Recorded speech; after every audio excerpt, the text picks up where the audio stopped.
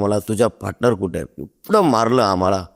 Inquiry रूमला, डिटेशन रूमला घेऊन जाऊन एवढं मारलं आम्हाला. एक ठिकाणी वातावरण बिघडली पूर्ण. त्यांचं लोक पूर्ण गरम झाली, मारायची बिरायचे सामान मग पूर्ण पब्लिक रोडवर आले. तरुण वय आहे ना त्याची, असं म्हणू. तो सिरियस आहे, कोमामध्ये आहे, दवाखान्यात कोमामध्ये आहे. आणि मी सरेंडर झालो. जेव्हा मी सरेंडर झालो, मी बोलतो मी काही नाही आहे, मला काही संबंध नाही.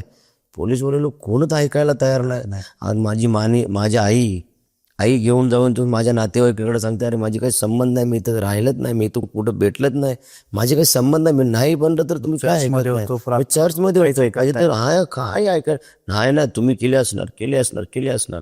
कारण बॅकग्राऊंड तसा असल्यामुळे 100% ते आपलं आम्ही म्हणजे एकच ग्रुप तुम्ही प्लॅन करून त्याला मर्डर केला, तुम्हाला टोकून टाला त्याला, असं म्हणून त्यांना विचारलं. तर मी लॉकअपला सरेंडर झालो. तर मला 18 दिवस इन्क्वायरी रूममध्ये इन्क्वायरी करत होता आम्हाला.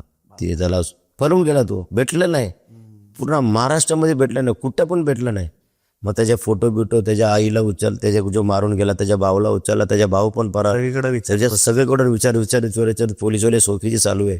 22 दिवस आम्ही लॉकअपमध्ये होतो.